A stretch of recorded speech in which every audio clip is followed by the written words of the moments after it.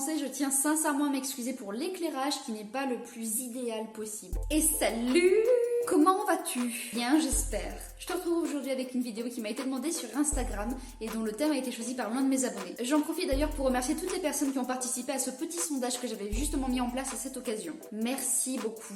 La vidéo d'aujourd'hui portera donc sur l'apprentissage des langues étrangères et je te dévoilerai quelques-unes de mes astuces et méthodes afin de faciliter l'apprentissage, dirais-je. Autrement, pour te motiver dans l'apprentissage de la langue étrangère de ton choix, je pense qu'il est important de rappeler qu'apprendre une langue étrangère améliore nos capacités cognitives et rend notre esprit plus vif.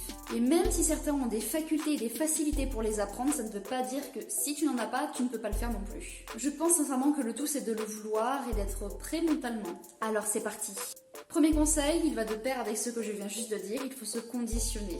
Il ne faut pas partir défaitiste et surtout bien garder en tête qu'on ne va pas devenir bilingue du jour au lendemain. Deuxième astuce, regardez des films et des séries en VO. Et si toutefois la VO ne vous branche pas, commencez par le VOSTFR, soit la version originale sous-titrée français. Conseil numéro 3, ne pas hésiter à utiliser des applications telles que Ankydroid ou Quizlet afin de faciliter l'apprentissage et de le considérer comme plus amusant. Conseil numéro 4, lire dans une langue étrangère de votre choix. Et lire à voix haute est encore mieux pour stimuler l'apprentissage de la langue. Conseil numéro 5, ne pas hésiter à charger sa mémoire. Promis, tu ne feras pas d'overdose de vocabulaire. Sixièmement, dès lors que vous en avez l'occasion, conversez avec un natif. Si vous êtes vraiment dans la démarche de vous améliorer de jour en jour et ce rapidement, ça va vous stimuler de fou. Septièmement, pondre un texte dans la langue de ton choix afin de produire déjà quelque chose. Ça va encore plus t'encourager. Huitième conseil, bosser la prononciation. Parce que si tu parles anglais, c'est très bien, mais si tu parles anglais avec accent, c'est mieux. Pour ma part, j'ai choisi l'anglais britannique et donc je me suis focus, c'est le cas de le dire, sur le vocabulaire britannique. Actress, artist, musician, dancer, courtesan, fantastic gardener. Who the hell are you?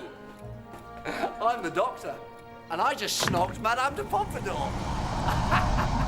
Neuvièmement, je dirais ne pas avoir honte de son niveau, parce que si tu pars de bas, tu ne peux que monter. Et donc t'améliorer.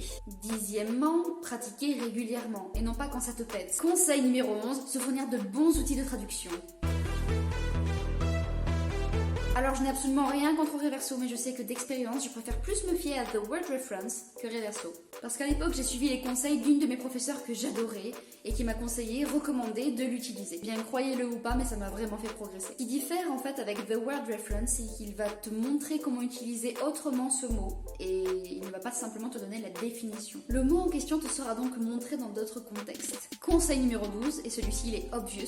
Ce n'est pas pour rien que d'ailleurs on dit que ça ouvre l'esprit. Voyage, voyage.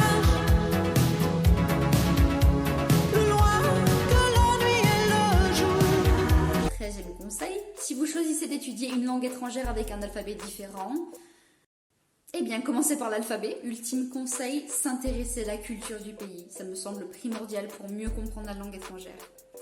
Déjà à la fin de cette vidéo, j'espère qu'elle t'aura plu, n'hésite pas à la commenter et la partager si toutefois c'est le cas, ainsi qu'à laisser un petit pouce bleu, c'est toujours très encourageant pour moi.